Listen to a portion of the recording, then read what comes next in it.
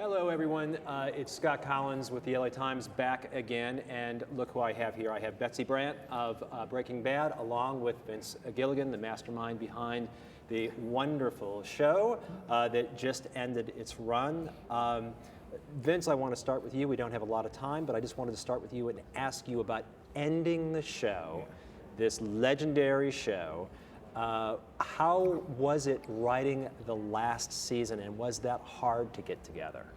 It was, well, I was lucky to have the wonderful writers that I had all along, and of course these wonderful actors and actresses, starting with Betsy here, who was the best of all of them. Oh, thank you. I would teach only Brian say that. Cranston everything I would that he only say that in knows. private. Yes. I don't want Brian to hear that.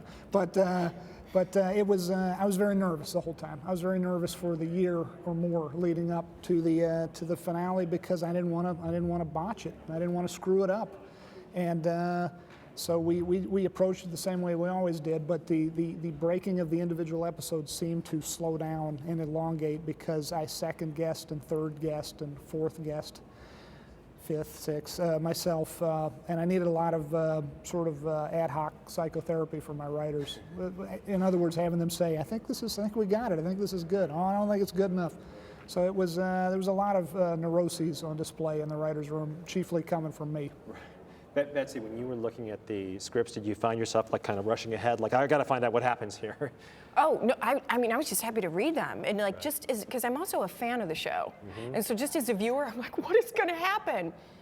There was an episode that I didn't want to read because 14, I didn't want to read. I was like, if I don't read it, does that mean it won't happen? But when I read that last script, I said to you, when I saw you after I read it, I said, that is the perfect ending for this show. And it's true. Like, I mean, if I could have imagined something that good, then maybe I would be a writer. I could never have fathomed it, like, ending so perfectly. It was just the perfect ending for that show. Right. But you didn't want to read the one where your husband died. I didn't. Yeah. Still haven't seen that scene. Spoiler alert.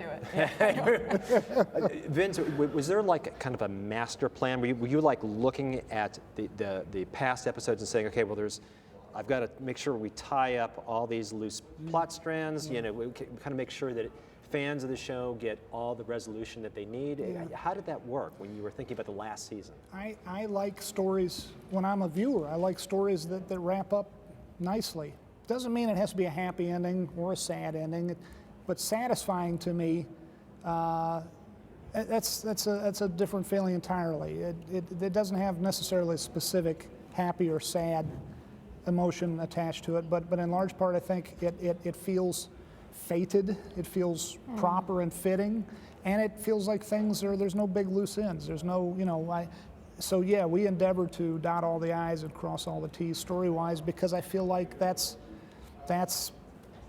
shows proper respect for the audience, for lack of a better way of putting it, and I really wanted to end this thing right. I didn't want to leave some sloppy loose ends at the end where people say, hey, whatever happened to the guy with the blah blah, whatever happened with that whole subplot, and luckily we had the time to do it, and I think what I just said, is obviously everyone wants to end their movie or their TV show that way. A lot of times, particularly in network TV, but also sometimes with cable, you just don't have the luxury of that time to think it all through.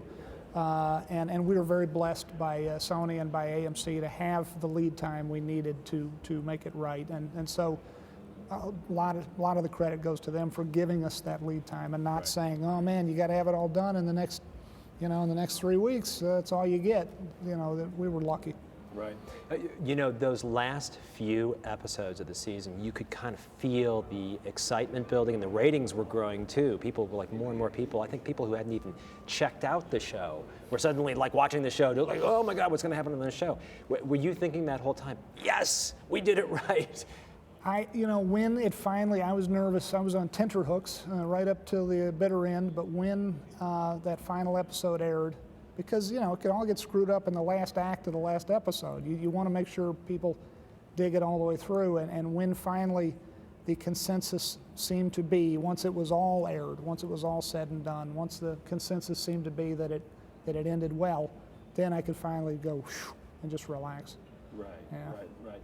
Did you, Vince, and also Betsy, were you aware of what people were saying on social media about the show, or do you try to tune that stuff out? Is that? What do you do? I do tweet, so I look at it a little bit, but you have to, like, you can't read everything and you have to take it with a grain of salt. But Vince doesn't, he doesn't do any social media. I don't Facebook or tweet or any of that stuff. I think it's fascinating technology. I think it's, I don't have any personal bias or animus against it or toward it. It just doesn't, it's not good for me personally. It's a rabbit hole I know I would disappear down. I mean, some showrunners are on all the time, and Yeah. I think Hart Hansen, tweets all the time. And he's a good guy, and I know him, and I think that adds to the experience when you're watching Bones, for instance. When Hart is doing his thing. For me, I know it would mess with my head. Right. And because you can, human nature being what it is, you could read 1,000 good things, and they kind of wash over you, and you're appreciative of them, but the one the one bad one is the one you take home at night, the one that keeps you up awake at night. Right. We have about 30 seconds. I wanted to ask you very quickly, Vince, about Better Call Saul. Yes. Because I think people are wondering, now what? Can you tell us anything? What do you got? Peter Gould and I are working on Better Call Saul, and it is going to be a lot of fun, and we've got a great bunch of writers. We've got 3 of our, counting him and me, we've got 4 of our Breaking Bad writers, and it is a show that centers on our wonderful Breaking Bad character, Saul Goodman, the rascally... Why am I just laughing for you saying his name? The Why? rascally lawyer, played by Bob Odenkirk, and we're having a lot of fun. It's going to be an hour-long show. It's going to be a prequel. So we're going to get a good glimpse of where he came from, and we may see some visitors from the Breaking Bad world every now and then, I hope. Great. Okay, Vince Gilligan, Betsy Brandt, thank you so much.